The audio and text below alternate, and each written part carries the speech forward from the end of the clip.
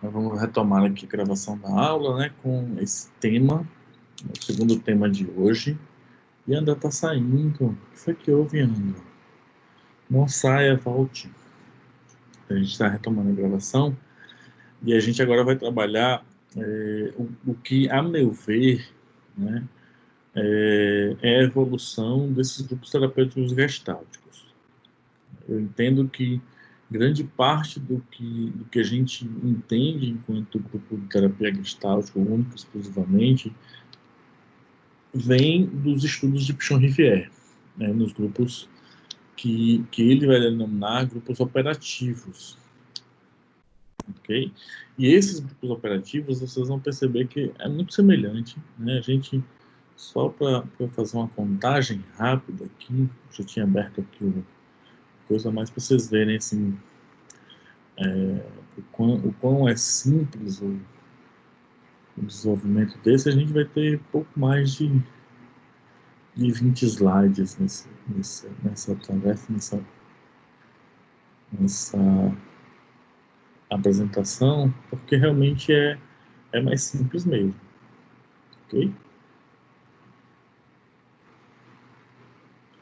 Vamos para frente. Traz bem gente.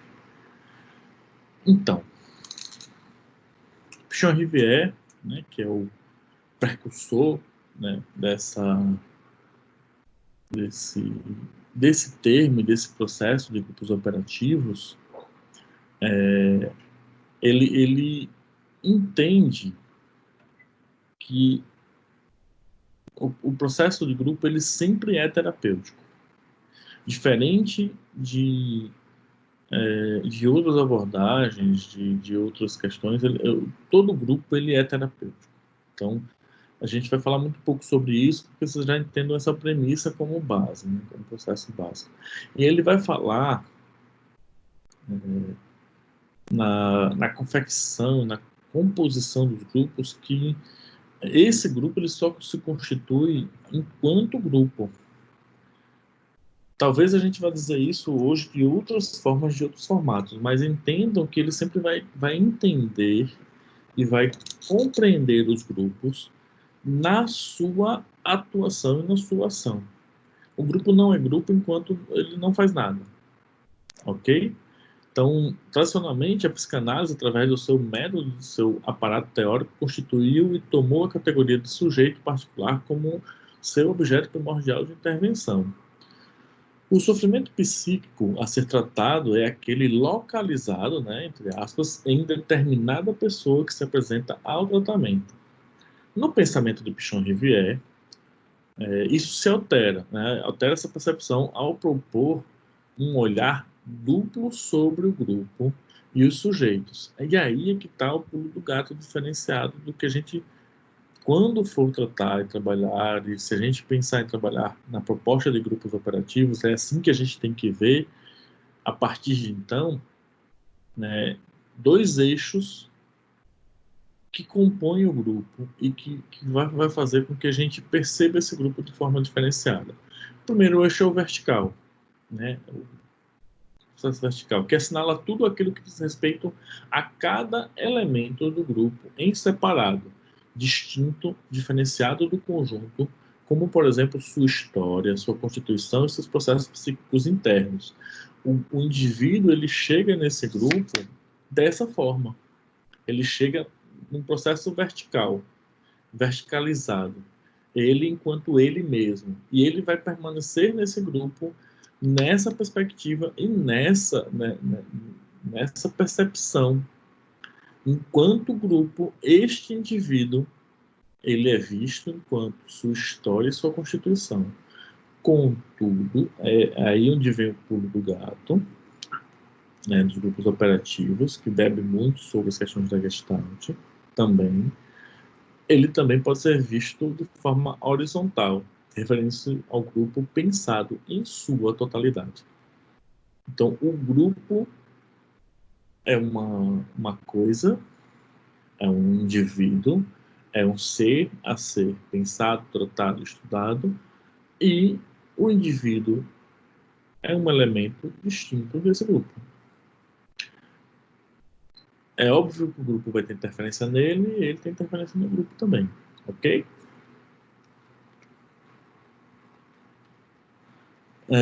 Investigações psicanalíticas em grupo e a ideia de grupo como diferente da soma dos membros. Ao apresentar os dois eixos propostos por Pichon-Rivière, nossa experiência didática tem mostrado que o eixo horizontal, ou seja, o indivíduo, suscita bastante estranheza e muitas dúvidas daqueles que adentram o campo de estudos grupais pela primeira vez.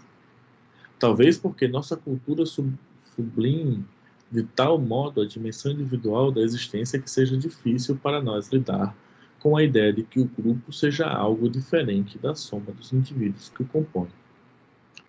Só que como a gente já estudou, vocês vão perceber que essa é uma fala que pra gente já é bobagem, assim, já é tida como passado. A influência da teoria da Gestalt através do trabalho de Kurt Lewin sobre os grupos é inegável ao discutirmos esse assunto. Não que haja um consenso sobre Gestalt no campo grupal, mas entre acordos e desacordos, ela se faz sempre presente nas discussões sobre o grupo em geral, tanto na psicanálise quanto fora dela. Para Pichon-Rivière, a Gestalt é um importante ponto de apoio para suas próprias ideias. Então, vocês vão perceber no lidar de Pichon-Rivière influências tanto da Gestalt quanto da psicanálise. Se vocês pretenderem depois se aprofundar mais ainda, vocês vão perceber essa influência sempre nas dinâmicas de percepção de grupo.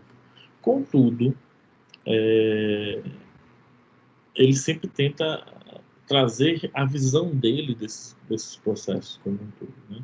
Porque ele vai dizer que existe o eixo vertical, ou seja, eu preciso entender esse indivíduo, preciso entender essa estrutura psíquica que se apresenta desse grupo, e eu preciso entender esse grupo como sendo um indivíduo sozinho, como um todo, ok? Como é que isso se dá? Eu não sei se vocês estão vendo aí, vocês estão vendo que tem o nome Gestalt de 4 palitinhos. Eu espero que funcione o que eu tentei fazer, mas olha o que acontece com os palitinhos.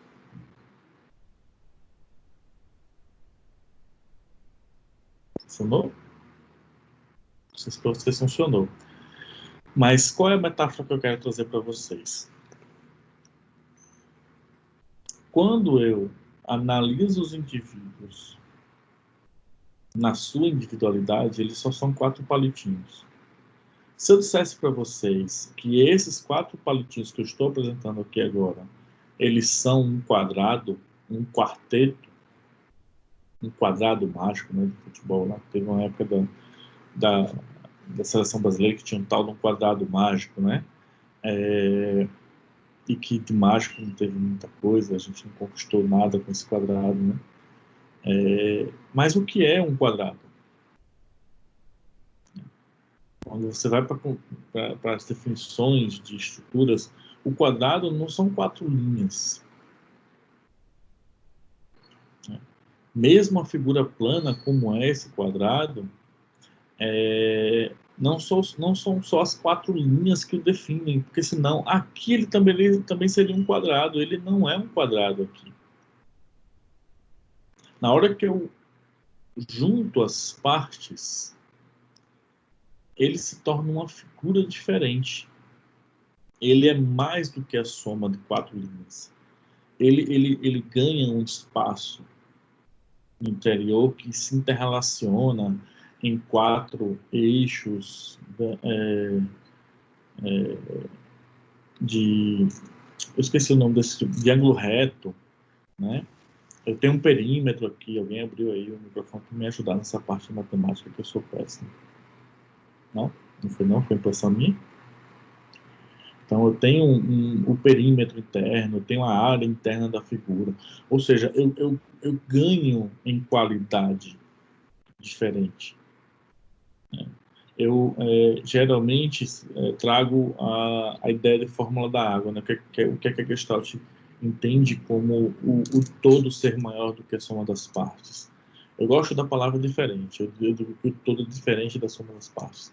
Mas o certo é dizer que o todo é maior que a soma das partes. Então, o que é a água? A água nada mais é que duas moléculas de oxigênio e uma molécula de hidrogênio. Eu já devo ter dado essa explicação para vocês, né? Eu pego dois gases, né? O gás de oxigênio e o gás de hidrogênio, que são gases diferentes, que na hora que eu junto, eu crio uma outra coisa que não é um gás. Mas a água ela se torna gasosa, dependendo da temperatura e da pressão que é posta nela. Ok, se torna gasosa, mas esse não é o estado natural da água. Inclusive, para além disso, se você for levar para essa ideia de que ela pode se tornar gasosa, ela também pode se tornar sólida. Como é que você faz para um gás se tornar sólido? Como é que um gás se torna sólido? Então, a água, ela junta moléculas diferentes, ela se torna outra coisa, ela se torna muito mais do que a soma de suas partes. O quadrado é mais do que a soma de suas partes. Então, entendam que o grupo ele também é isso. Ele é mais do que a soma de suas partes. Ele tem todos os indivíduos ali presentes. Né? A teoria da Gestalt postula que o todo é mais do que a soma das partes. Mais do que isso, postula-se que elementos podem ser suprimidos ou adicionados à percepção em função de leis de formação da figura, ou Gestalt percebida. É fácil notar que, no campo da questão, uma concepção fundada nesses princípios diria que o grupo é mais do que a soma de seus participantes. Investigar o grupo, inspirado por essa perspectiva, implica em considerações específicas sobre metodologia. O que eu estou querendo dizer com isso? Tudo aquilo que a gente estudou no grupo anterior.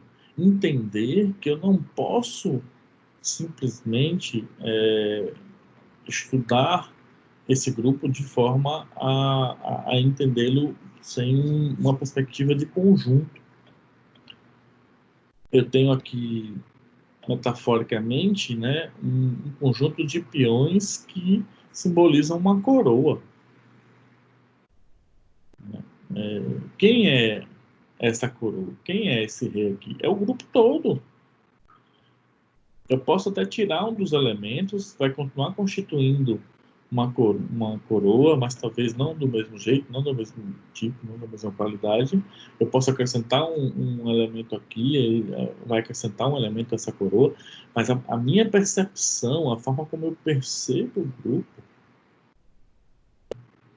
ela pode ser mais complexa ou menos complexa.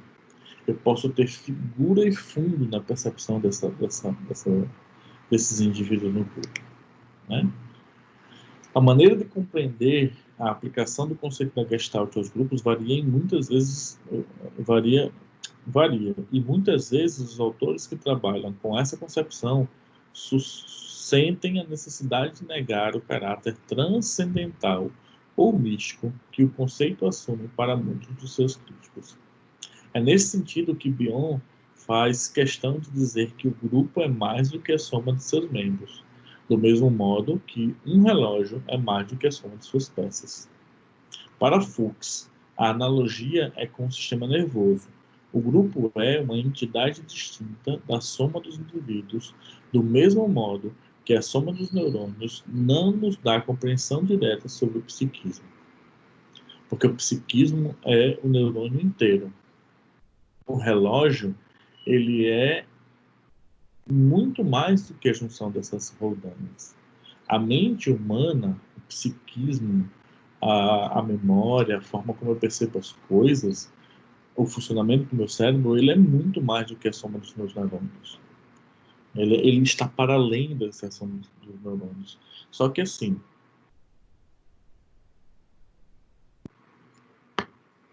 isso é um conceito teórico-científico. Ele não é um conceito transcendental místico. Não há aqui misticismo. Tenham muito em mente isso. Não há aqui espiritualidade. Né? Há aqui um entendimento e a percepção que na hora que esses elementos se constituem, se juntam, eles formam um todo diferente, um todo maior, um todo com mais qualidade, ou com qualidade diferente. Né? Mas ele não é algo assim. Não, na junção dos seus poderes, o Capitão Planeta. Não é isso. Não é disso que a gente está falando nem vai falar. Ok? Então, muito cuidado com essa parte aí. Como ver e trabalhar com o grupo? O conceito de porta-voz.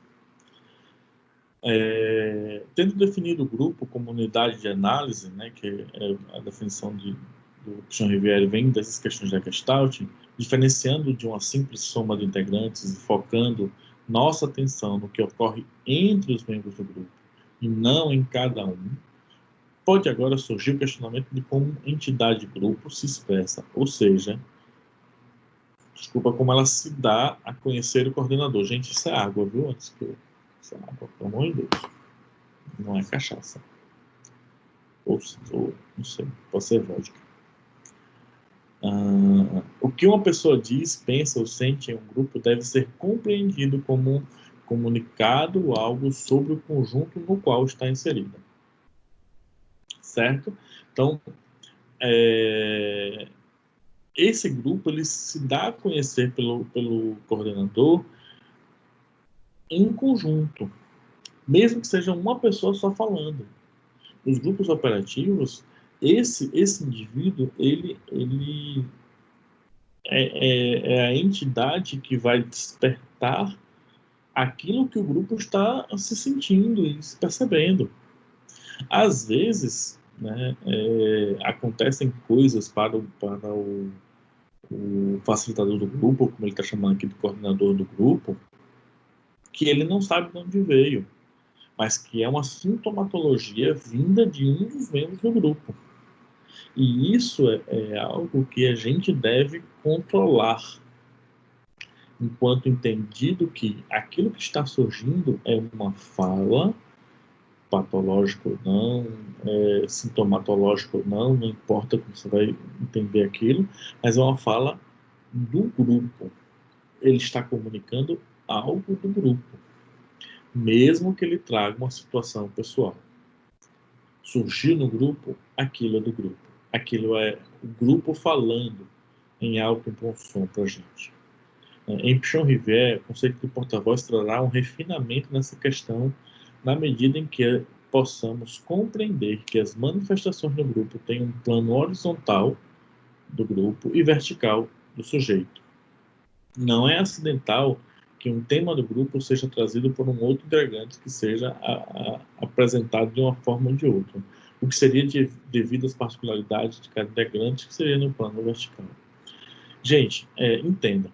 É óbvio que a gente vai sim separar as verticalidades das coisas. É óbvio que a gente vai separar os pormenores do processo.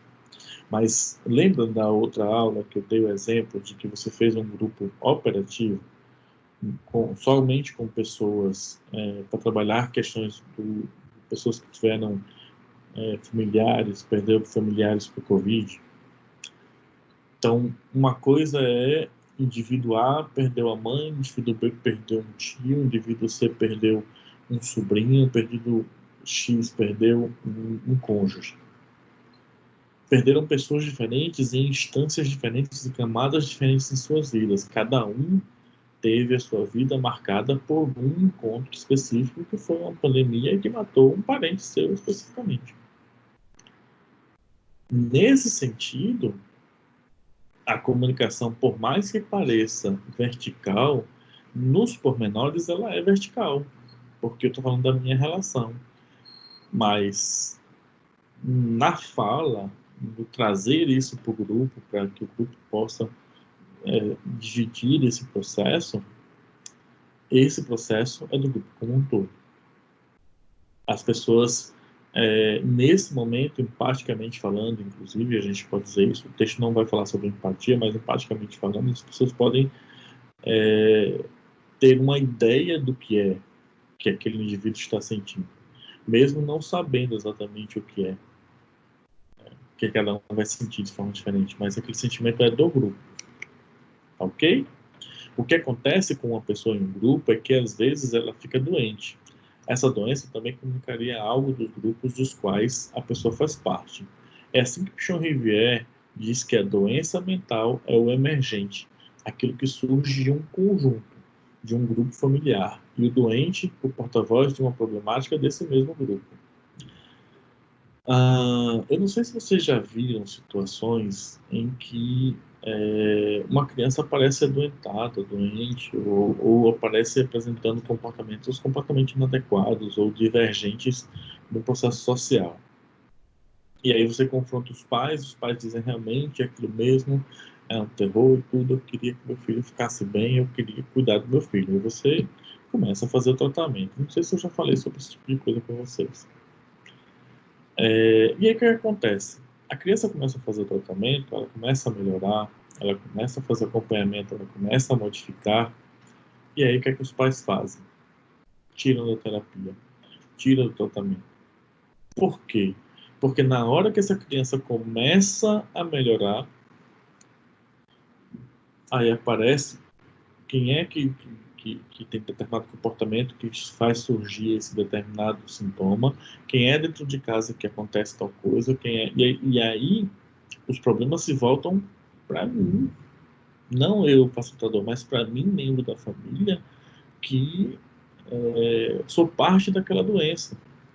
Só que eu não aguento aquela doença. Essa doença não é para mim. Aí, nesse momento, eu tiro a criança do processo terapêutico porque é preferível que ela continue doente para que as minhas doenças não apareçam. Isso no grupo operativo é impressionante, porque se aparece um indivíduo com algum problema, com alguma sintomatologia, aquela sintomatologia é do grupo. Aquilo ali, aquele indivíduo está trazendo uma voz dentro do grupo, algo que o grupo produziu. Mas, professor, isso é desse jeito mesmo? Sim, isso precisa ser investigado desse jeito mesmo. Mas não faz sentido, a pessoa teve uma febre, a pessoa teve. Mas isso, se ele está no grupo, se ele está no processo grupal e ele absorveu a doença durante o processo grupal, isso precisa ser investigado dentro do grupo.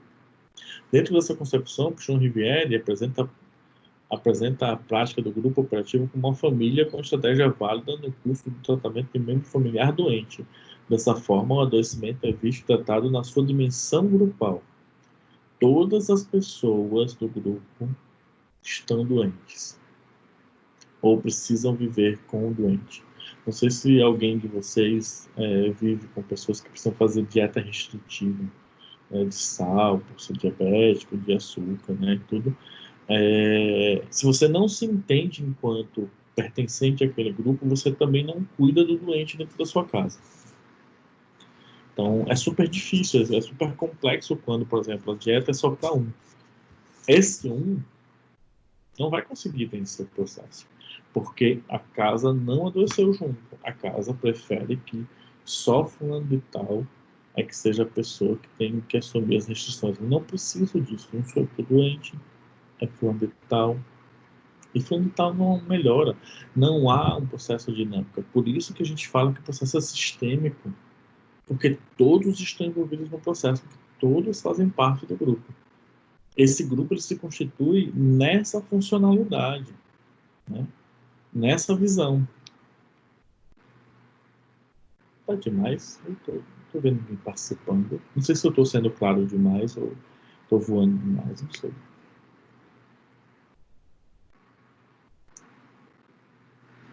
Nesse caso, para Pichon Rivière, o conceito de porta-voz não se refere apenas à voz, algo que é comunicado oralmente, mas a tudo que ocorre a um determinado elemento do grupo que nos remeta ao conjunto do qual está inserido, ou seja, toda forma de conduta.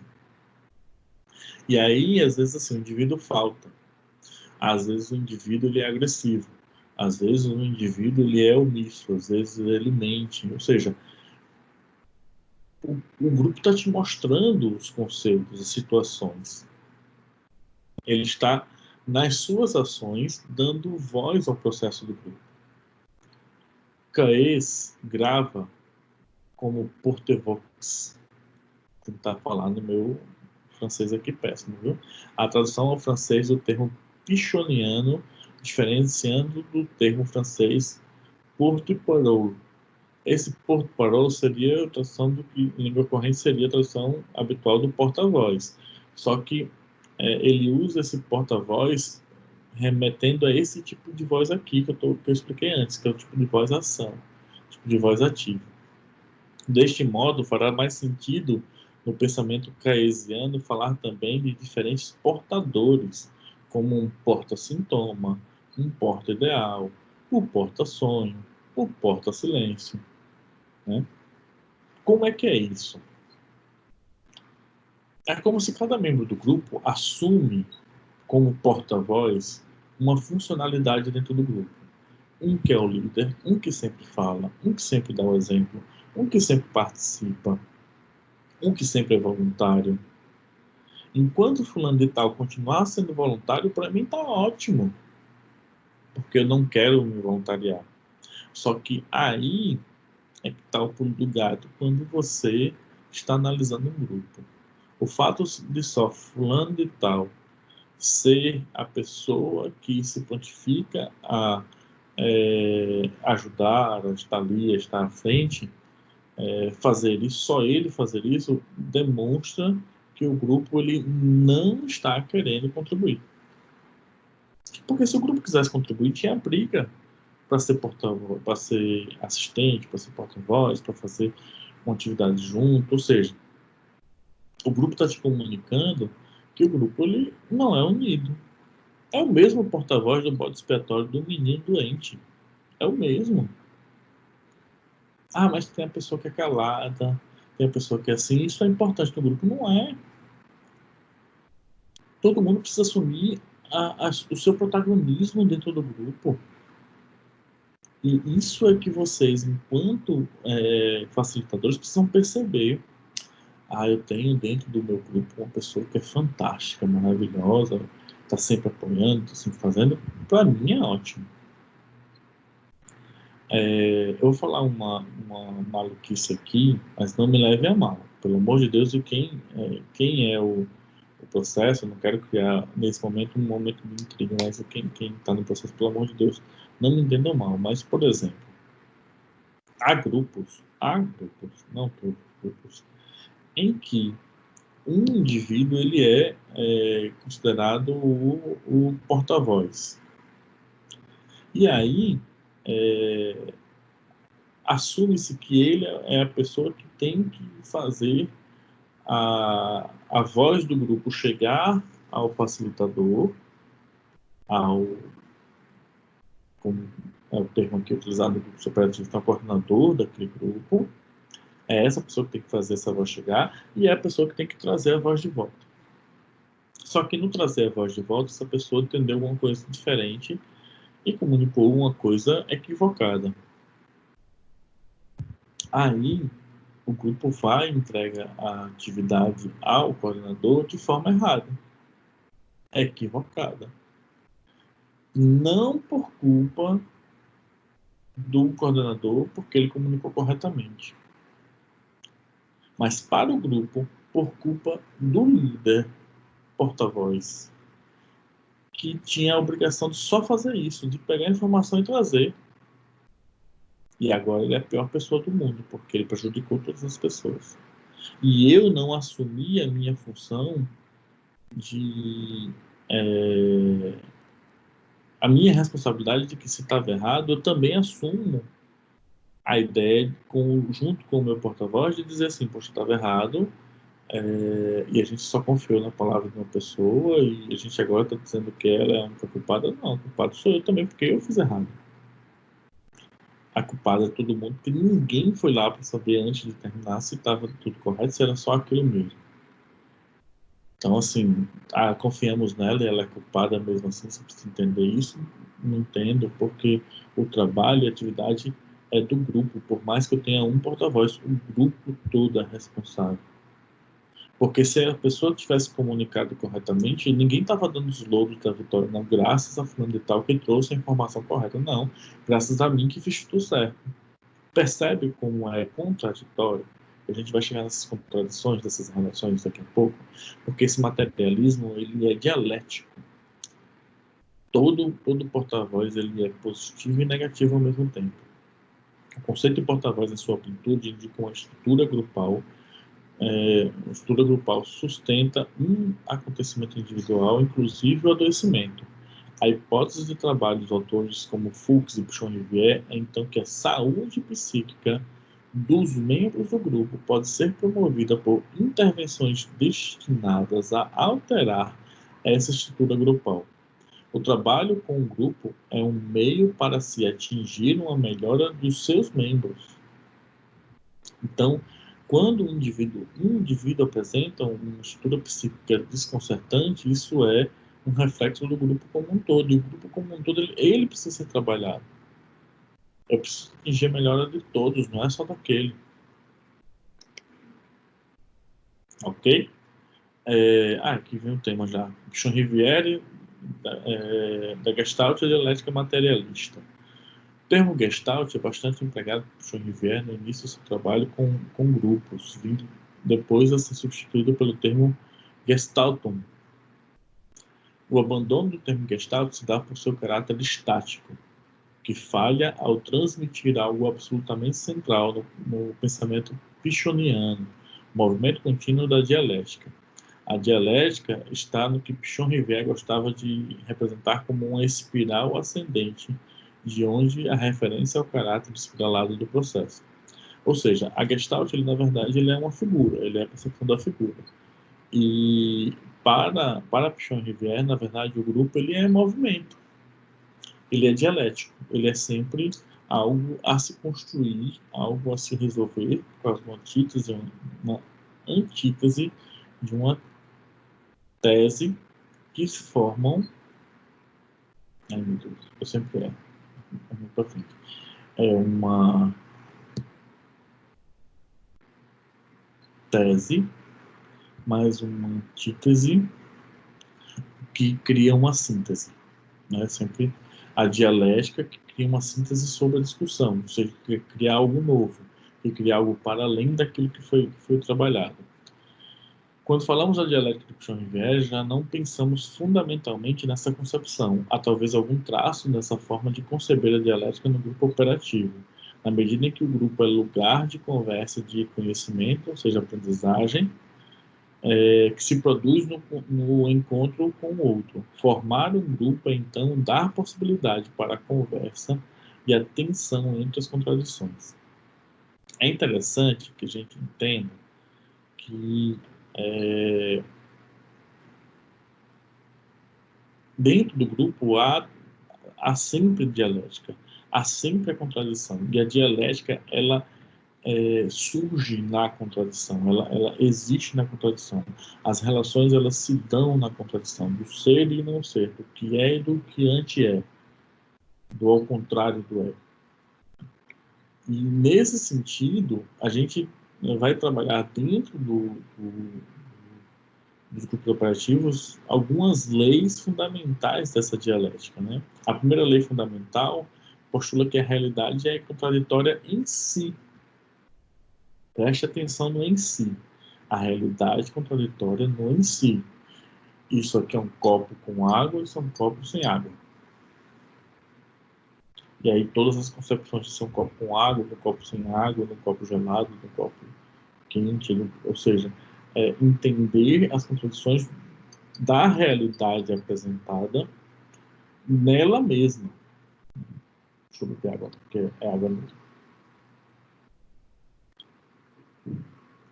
Agora não é mais. Eu já bebi parte que era água. Em si, que os contrários se interpenetram, sendo impossível dividir uma unidade de análise de modo a eliminar a contradição. Certo? Essa é a lei geral da dialética. Né? Na realidade, ela em si, ela traz uma contradição. Né? Do é e do não é. A lei da negação da negação. Aceitar o caráter universal da contradição não significa abrir mão de elaborar suas manifestações particulares. De fato, pela dialética, quando um par antíteco, eu saí o dia todo para falar essa palavra, antíteco aparece, essa contradição pede uma resolução. Resolução esta que não será um meio termo do par antíteco. mas algo que o substitua em um nível mais elevado. Então, entendam o seguinte. Primeira coisa a se pensar. Não é Celso Russomano, sabe? Celso Russomano, estando bom para ambas partes, tá bom para você, tá bom para mim. Então, estando bom para ambas as partes, a gente fica com o que sobrou. Não é assim que funciona. As resoluções dentro da dialética. O verbo que Hegel utiliza em alemão é anfurben, que possui o significado de negação da conservação e da elevação de um nível mais alto. Ou seja, ao apresentar uma tese, um ponto A, uma ideia A, como por exemplo, a ideia sei lá, do indivíduo que está adoecido, eu apresento a antítese de que ele em si não tem doença. Ele apresenta sintomas, por exemplo, que seria a briga e a discussão na dialética. Então, dentro dessa discussão da tese com a antítese, né, por isso que não é o mais, e sim o vezes, né, é uma proporção aí, eu vou criar um outro elemento que é maior que essas duas situações, que é uma síntese da ideia da tese com a antítese, que é algo para além. Para ficar mais claro isso, entendam, volte mais uma vez da ideia do grupo, né, como ele se constitui, que ele é maior do que a soma das partes, né? A síntese, ela é mais do que a soma das partes, ela está para além, ela é algo elevado, ela é algo além daquilo. Então, ele entende o processo como um ciclo espiralado, uma espiral que sobe, né? Um movimento circular, pensa assim, que sobe, e que no momento em que eu soluciono a dialética, eu crio uma outra síntese. Essa outra síntese é algo para além. Só que essa síntese, ela em si, também é contraditória.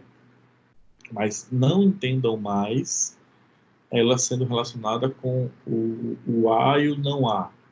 Agora é o B e não B. Ou seja, é algo além. O grupo. O grupo, ele começa na estrutura do indivíduo não indivíduo, das pessoas não pessoas, daquele grupo ali. Na hora que ele resolve uma problemática, ele chegou num ponto superior, ele aprendeu alguma coisa. Ele está num outro nível dialético. Só que esse outro nível dialético tem em si uma antítese dele. Por isso que a gente sempre evolui, por isso que a gente sempre está aprendendo, por isso que, independente da situação, a gente sempre se propõe a aprender. Alguém levantou a mão. Pode falar, Yara. Yara? Oi, professor. Não, eu só ia fazer uma pergunta, pelo que eu estou entendendo aí, no método fenomenológico, a ideia de grupo ela pode permanecer mesmo que o grupo deixe de existir, ou é isso ou eu estou equivocada? Então, aqui a gente está trabalhando numa outra função dialética, que não é necessariamente fenomenológico. Quando, Fale. quando eu estava falando daquelas partes ali da figura, foi porque eu deixei passar muito para perguntar. Ah, você está falando lá atrás ainda da Gestalt? Porque eu fiquei esperando, não perguntei logo. Devia ter me atrapalhado. Então, Deixei voltando, para não. sim, ali sim. Então, enquanto grupo, na verdade não é que o grupo, quando ele se esvai, ele continua existindo, não. No processo fenomenológico, você tira alguns elementos, mas ele ainda constitui-se em grupo. Talvez não o mesmo grupo, mas ainda é grupo. Só que ele ainda continua sendo maior do que a soma das partes. Às vezes a gente tira um dos elementos e ele continua com a mesma funcionalidade porque as partes assumem aquela parte que está faltando. Quando você insere algum elemento, ele se transforma também. Pode permanecer do mesmo jeito ou pode ser outra coisa. Mas ele é sempre maior do que tudo que está sendo presente ali. Tá bom? Entendi. Desculpa eu ter perguntado Não, não tem atrás. problema. Não tem problema. Eu não estava Deixa entendendo a sua eu falar pergunta. para não atrapalhar. Não, você pode atrapalhar. A ideia é que atrapalhe, tá bom? Mas vamos para Tá frente. bom. Está já acabando. É. Esse assunto aqui é bem pequenininho, vocês vão perceber. Então, só voltando aqui o que eu estava falando, assim, da lei da negação, né? Este movimento não é meramente repetitivo, pois possui um sentido geral de desenvolvimento, que eu acabei de falar, né? Representado pelo caráter ascendente da espiral, bem como pelos círculos progressivamente maiores. Em termos de grupo, Pichon-Rivière diz que sempre há um aprendizado do grupo no momento da superação dialética.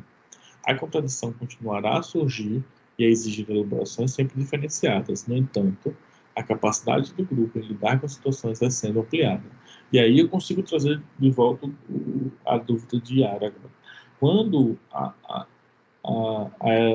constância dos elementos, que a Gestalt empresta esse conceito aqui para a gente, quando a constância dos elementos, quando são apresentados para eles dilemas, situações dialéticos, essa dialética produz resultados de aprendizagem, ok?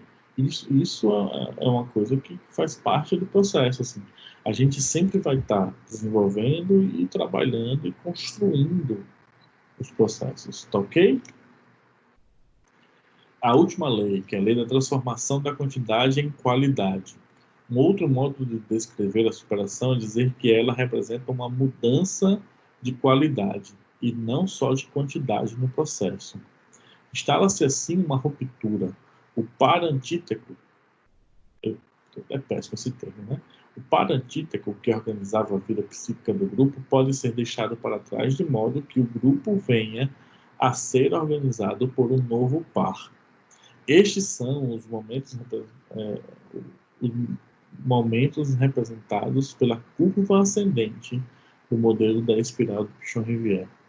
Por que, então, cargas d'água, o professor trouxe uma imagem de uma chaleira? Imaginem que o conteúdo da chaleira é o grupo, que é água, em geral, né? Que a gente bota dentro da chaleira, a gente bota água. Então, imaginem que esse grupo está aí dentro. E há uma situação sendo apresentada para esse grupo que é uma situação que faz com que o ambiente fique quente.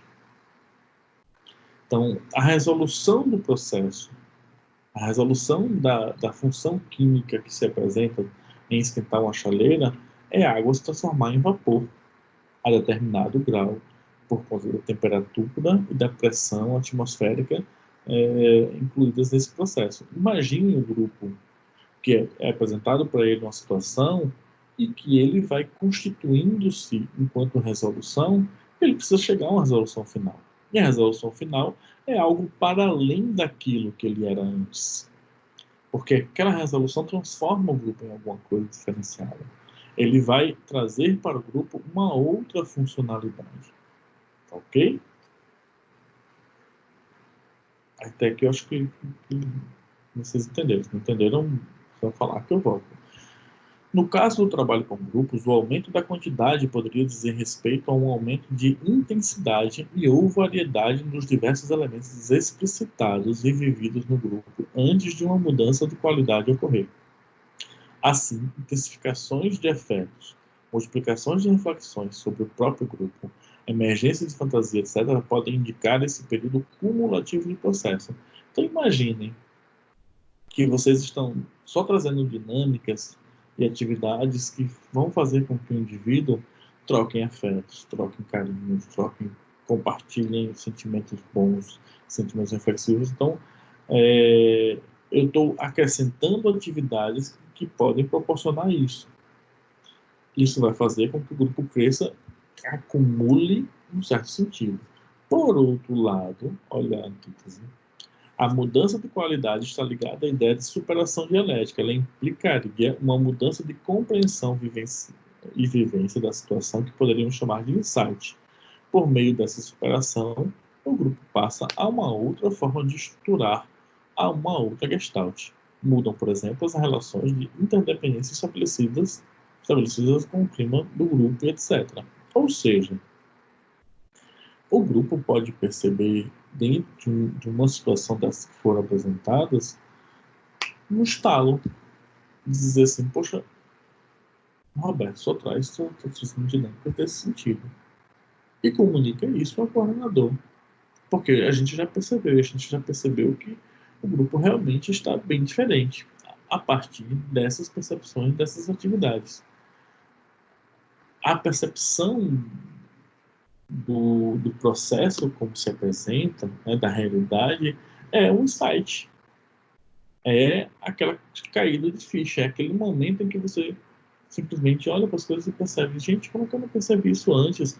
Não percebeu porque você ainda não estava preparado para perceber. No momento em que você parou, analisou, refletiu, o grupo todo veio no processo, vocês chegaram à conclusão e um outro patamar se instaura a partir de agora, porque agora eu tenho uma outra percepção sobre tudo que está acontecendo. Tá ok?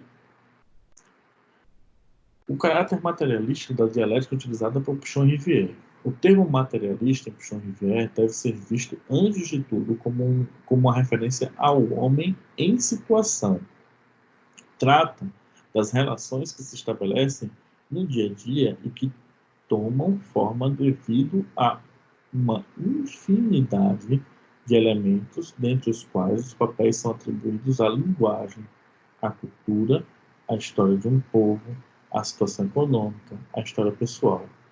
Neste sentido, o termo concreto ou material, materialista, refere-se ao princípio de concatenação universal que se dá no momento e na história.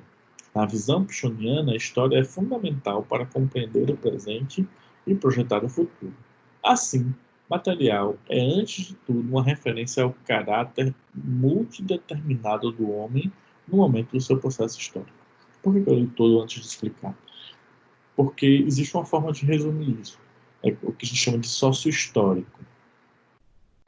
O materialismo dialético ele também é chamado de sócio-histórico, uma visão sócio-histórica, entendendo que aquele indivíduo ele presente num determinado momento e que tem dentro da constituição dele todo um processo social, ele é avaliado e visto dentro dos grupos operativos como um indivíduo sócio-histórico.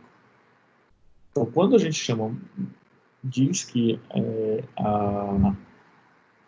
os grupos operativos de Pichon-Rivière têm um caráter materialista dialético, eu estou entendendo que há nas relações de causa e efeito, de tese e antítese, um indivíduo que ele tem uma construção muito mais complexa e completa.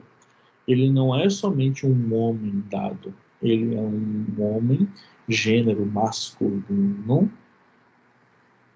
preto, de periferia, que tem o seu lugar de fala dentro dessa constituição e concepção.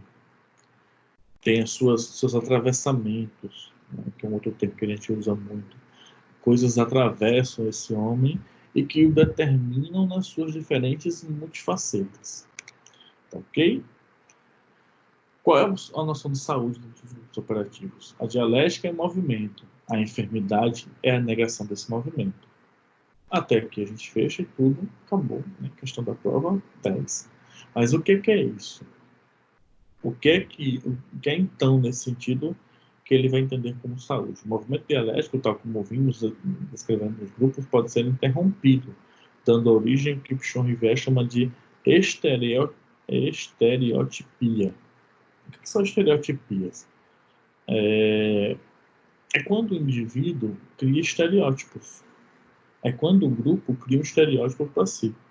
Sabe quando as pessoas dizem assim, mas aqui sempre foi assim. Mas isso é assim. Fulano de tal é assim, sempre foi assim, nunca mudou. É um lugar de pertencimento que os indivíduos se colocam, né? Trazem para si de bem-estar, no sentido de comodismo. É cômodo viver naquela situação, naquele ambiente, daquele jeito. Sabe quando indivíduos, por exemplo, eu conheço algumas pessoas assim, que passaram por um concurso público e que nem ganham tubos de dinheiro, mas ganham bem. Ganham razoavelmente para ter uma casinha que não é mais alugada, porque conseguiu pagar uma casa própria, um meio do transporte que mal e bem é tranquilo, também não tem grandes luxos, e vive ali sem ambição. E não pensa em sair dali, não pensa em modificar ali, não pensa em produzir mais nada, porque isso já me basta. Isso é uma estereotipia. É uma ideia em que o indivíduo ele não precisa mais evoluir. Ele já chegou num patamar da sua vida que aquilo ali está muito bom, obrigado. Eu não preciso de mais nada na minha vida. E isso cria uma estética estática que, dentro das noções de saúde que a gente entende, ela é completamente patológica, no sentido em que, por mais que aparente este indivíduo não não está sofrendo nenhum mal, né? Ele não é tão feliz assim. Mas, Roberto, você quer dizer então que a pessoa tem que sair, tem que estar sempre em movimento, tem que estar sempre buscando? Não sei. Tem gente que vive a vida inteira com um mal súbito, com um tipo de doença que não vai no médico com medo de descobrir. Com medo de descobrir o que é, porque vai ter que tratar. Como é que faz? Tem gente que é assim, que vive nessa. É a mesma coisa. Ah, mas não é uma coisa que vai matar aquele indivíduo naquele momento. Ok, tudo bem. Cada um vive dentro da sua estereotipia. Mas se o indivíduo está dentro de um grupo e o grupo pretende não mais modificar, aí tem uma coisa muito errada. Não me chame para trabalhar o grupo, porque esse grupo precisa de movimento, que é o que ele vai trazer, né?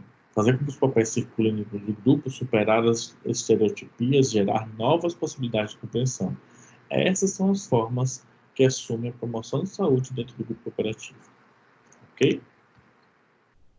Mas o que leva à paralisia espiral? Para Pichon Rivière, é a fantasia inconsciente que impede o desenrolar do processo. O que é uma fantasia inconsciente? É fantasia inconsciente que remeteria a uma última análise a angústias depressivas e paranoides relativas à mudança. Mudar dói. As fantasias depressivas existiriam porque todo salto qualitativo da dialética implica a perda da situação anterior. Ou seja, se eu sair daqui, desse lugar, eu vou perder o que eu já conquistei. E de um tipo de vínculo com o mundo constituído nela. E paranoide porque entramos numa situação psicamente nova, para a qual não nos sentimos preparados. Eu não sei, eu posso estar muito errado, mas eu não sei se vocês conheceram pessoas que, diante de um mês atrás, ou 2 meses atrás, quando começou esse quadro de isolamento social, não sei se vocês conheceram pessoas que simplesmente travaram, disseram que não vou fazer, não tenho como fazer, não tenho como me adaptar a esse processo, não tenho como fazer nada e eu estou ferrado. E se fecharam no seu mundo. Eu não sei se vocês lembram que eu disse há algum tempo atrás que a gente vai sair fortalecido desse momento. A gente vai sair diferente. A gente vai sair com novas aprendizagens. Talvez a gente não aprenda psicologia como um todo. Talvez a gente tenha sido prejudicado de alguma forma em aprender psicologia. Não é esse o questionamento que eu estou trazendo agora. Mas e que outras coisas a gente aprendeu? Que coisas a gente não tinha mais? Por exemplo, o convívio familiar. As pessoas perceberam o quanto é difícil conviver com as famílias. Por quê? Porque as pessoas não viviam mais com as famílias. As famílias elas não se confraternizavam mais. Mas professor, a gente confraternizava assim. A gente tinha um aniversário, a gente tinha festa de não sei o quê. Momentos ímpares. Vocês agora estão sendo obrigados a viver com essas pessoas. Então, que tipo de experiências a gente está vivendo agora e que algumas pessoas se fecharam nessas angústias depressivas e paranoides com medo da mudança, com medo de que eu preciso modificar. Eu conheci professores que passaram a vida inteira dizendo assim: computador não é para mim, esse mundo não é meu. E aí, esse mundo que não era desse professor, que eu conheci um colega que entrava na sala de aula com um piloto e mais nada. E para ele era a pessoa mais genial do mundo ministrando a aula. Ok, beleza, não questiono. Aí vem a realidade e, puf, ele não consegue, porque ele não tem como usar esse piloto nesse mundo atual. Esse novo normal que a gente está vivendo, ele exigiu mudanças. E assim, ó, na cara. Talvez algumas pessoas se adaptaram muito rápido, ok. Algumas pessoas demoraram mais, ok também. Mas tem gente que não vai conseguir tudo. Mas você se fechar, é o que o Pichon Rivière está falando, da paralisia de espiral. É adoecida. As pessoas que ficaram para trás, há 2 meses atrás, sei lá, eu não sei o que vai acontecer com elas. Eu sei que vocês que ficaram até aqui, vocês estão num outro patamar agora. Olhem ao redor as coisas que vocês aprenderam. Porque essa é a virada de chave. Né? Eu nem sei se alguém quer falar alguma coisa. Eu tô falando tanto de vocês. Ninguém quer falar nada. Quer que o professor termine a aula. Tenho 7 minutos para terminar a aula. O dispositivo de grupo operativo, dispositivo do grupo operativo de aprendizagem. Em um sentido abrangente, podemos chamar um grupo de operativo na medida em que nele identificamos o acontecer da espiral dialética. Já em um sentido estrito, nos referimos ao grupo operativo como técnica de intervenção. O dispositivo do grupo operativo de aprendizagem é idealmente composto por até 15 integrantes e ao menos 2 profissionais responsáveis na função de coordenadores ou de coordenador e observador. Então, essa é a estrutura do grupo operativo. Uma duração entre 1 hora e 1 hora e meia é normalmente recomendada, porém grupos significativamente mais curtos se justificam em algumas circunstâncias. Né? Para que o grupo dele naquela atividade se constitua na atividade que você está propondo. Como qualquer grupo, o grupo operativo de aprendizagem reúne-se para realizar uma tarefa, um objetivo a ser realizado compartilhado por todos. As tarefas podem ser coisas muito diversas, como a realização de um trabalho, o estudo ou a terapia. A técnica de grupo operativo caracteriza-se como uma terapia quando a tarefa explícita do grupo é essa. Entretanto, em todos os outros casos, o grupo operativo também pode ser realizado como ganho específico para os seus membros. Não existe, para Pichon Rivière, uma incompatibilidade a priori entre fazer algo, realizar um trabalho e o desenvolvimento psíquico. Então entendam que o objetivo do grupo é trabalho, estudo ou terapia. Ok? Ok. Esse grupo operativo ele tem uma função. Contudo, independente da função, incluindo ou excluindo a função terapia enquanto tarefa desse grupo, a gente sempre vai ter um ganho psíquico, um ganho emocional, né? Que é o que ele está querendo dizer aqui. E esse ganho emocional é terapêutico também. Então, por mais que a gente faça atividades na escola, a gente quer montar um grupo operativo na escola para promover o processo de desenvolvimento e aprendizagem de grupos, para que aquele grupo possa se constituir enquanto um grupo de apoio mútuo, não sei o quê. Aquele grupo ele vai ganhar instâncias psíquicas que vão ser benéficas, terapeuticamente falando, para aqueles indivíduos. É isso que ele está querendo dizer. A tarefa como um disparador de pensamentos, sentimentos e ações. O conceito de tarefa do Pichon Rivière é complexo e de muitos mal entendidos. Muitas pessoas acham que se o grupo realiza a tarefa explicitamente colocada, então o grupo trabalhou de modo operativo e a saúde mental de seus membros está sendo promovida. Lê do engano. Para esclarecermos esse ponto, um texto particularmente interessante é L'Anaction de la Théorie Psychiatrique. Nesse artigo, Pichon Rivière Baulieu expõe a dissociação como característica pré-tarefa, aquilo que, como o próprio nome diz, se opõe à tarefa. Vou chutar aqui o meu meu espanhol, certo?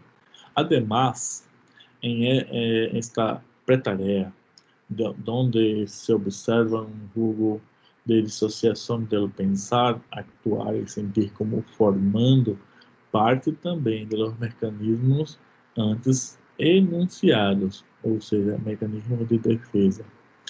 O que é que ele está querendo dizer? Além dessa tarefa que se observa, que se apresenta, há também um jogo dissociado de pensar e atuar e sentir como sendo parte dos mecanismos que estão denunciados, que são os mecanismos de defesa. Essa dissociação pode permitir a realização de tarefa explicitamente colocada, porém sem elaboração psíquica concomitante. Ele prevê, Pichon-Rivière, que esta possibilidade reserva o termo tarefa somente para quando houver elaboração psíquica.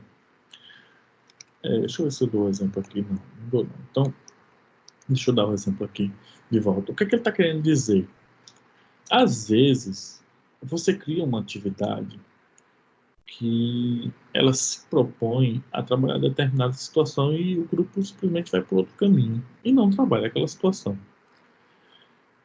Aí, durante a discussão dialética da atividade, surge um insight e você coloca um elemento para que o grupo discuta. E aí, naquele elemento, fora da atividade que tem sido proposta antes, porque o grupo entrou com um mecanismo de defesa e não quis trabalhar aquela atividade porque estava muito explícita, né? Que se eles fizessem aquilo, eles iam acabar tendo que ter um outro tipo de conduta. Então, aquilo não é tarefa. Se eles não constituíram mudança psíquica, não teve tarefa. Contudo, durante a discussão, as pessoas começam a se dar conta de que o comportamento é inadequado, o comportamento não é aquele tipo de conduta que eles devem ter, e o grupo começa a raciocinar perante a ideia de que eu preciso mudar a minha forma de perceber as coisas ao meu redor. Isso é uma mudança psíquica.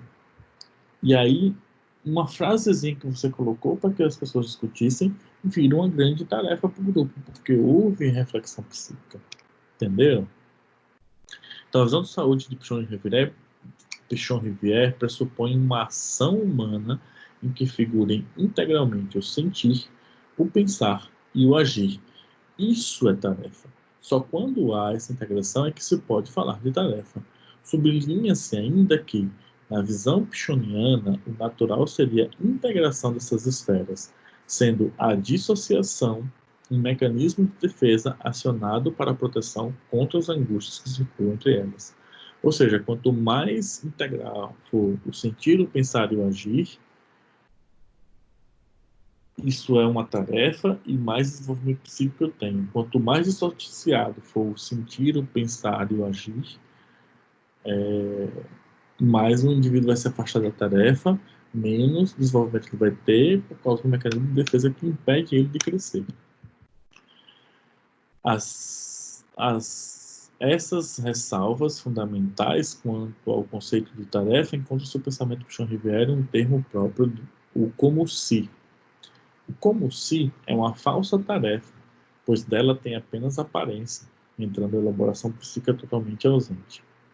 O como se pode se apresentar na forma de realizações pragmáticas, ou mesmo como um simulacro de um grupo operativo onde os sentimentos expressos e as associações disponibilizadas são apenas da boca para fora, e estão, na verdade, a serviço de apaziguar o coordenador, defender o grupo contra as suas possíveis interpretações que poriam os membros do grupo em contato com suas angústias. Então, eu engano você, você não desenvolve. Sabe quando as pessoas fazem isso? A gente engana ele e todo mundo se engana. É como se. Sabe quando você, por exemplo, resolve que você não vai fazer atividade? Eu teve uma colega de vocês que escrevendo, angustiada na criação das dinâmicas, falou assim, mas professor, eu quero aprender. É difícil para eu fazer, assim, eu não estou entendendo o que eu tenho que fazer, mas eu quero aprender a fazer. E eu sei do lado de cá que é um processo que não é simples, que não é da noite para o dia. Você constrói hoje uma dinâmica, constrói amanhã outra, daqui a pouco você está reformulando dinâmicas. E aí, assim, essa pessoa está tentando, está fazendo, está indo atrás, está errando, não está conseguindo fazer exatamente como um modelo que seria interessante, que seria o ideal de um processo tão dinâmico, mas está tentando, está trabalhando internamente quais são as estruturas que não funcionam. Ok, mas sempre vai existir aquele seu colega de formação, aquela pessoa, que eu tenho várias no meu curso. No meu curso entraram 60, formaram 43.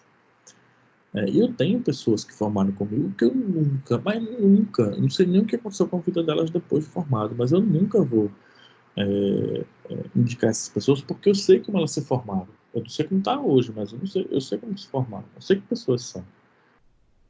E aí, assim, se formaram como se entregando trabalho plagiado, pagando gente para fazer trabalho.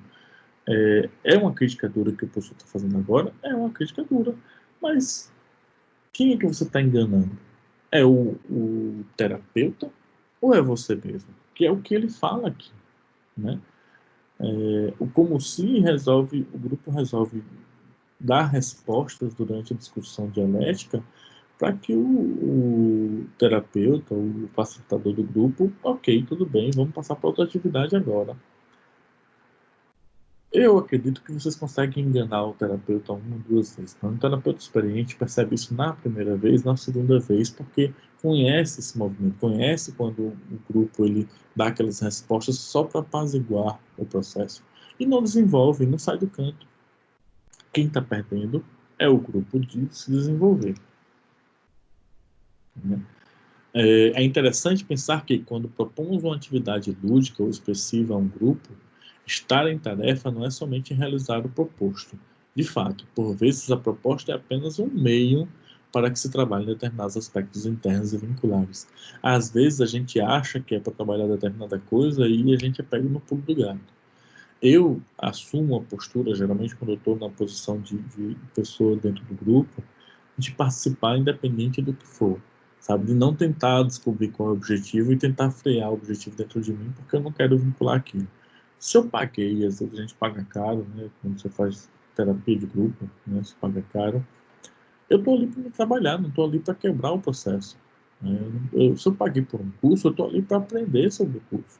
Eu não estou ali para desenvolver nada diferente, ok? Vamos lá. Últimas palavras sobre a técnica. O grupo operativo de aprendizagem pode ter um enquadramento muito diferente em termos de local, duração, tarefa. É importante que o coordenador, ao iniciar o grupo, deixe claro todas as regras que foram constantes no processo.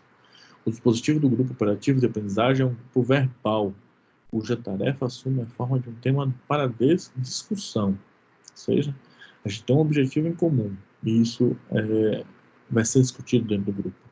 O coordenador normalmente não participa da tarefa, ou seja, não entra na discussão, não participa do seu conteúdo, procura apenas ver a estrutura que o processo toma, tentando verificar o andamento dialético do grupo. Então a gente geralmente está de fora do grupo. Essa é um posicionamento natural. Se o grupo trabalha de modo a permitir o aparecimento e a superação das contradições, tanto em seus aspectos racionais quanto emotivos, o coordenador não tem necessidade nenhuma de intervir. Entretanto, se o grupo fica preso a um certo nível da espiral, se não é possível a superação dialética, ou seja, se há uma paralisia do movimento no grupo, espera-se que uma intervenção do coordenador possa ajudar a restabelecer o ciclo dialético. Lembramos que Pichon-Rivière acredita que as fantasias inconscientes seriam os obstáculos a esse movimento. Nessa perspectiva, a explicitação dos conteúdos latentes seria uma forma privilegiada de atuação do coordenador. Mostrar para as pessoas quais são os movimentos que estão fazendo com que eles não se movimentem, né? O que você está fazendo que está impedindo o grupo de movimentar? No entanto, o que caracteriza a intervenção adequada é seu caráter operativo, ou seja, a possibilidade de restituir o movimento dialético ao grupo, independentemente do modo ou conteúdo da intervenção. E era isso.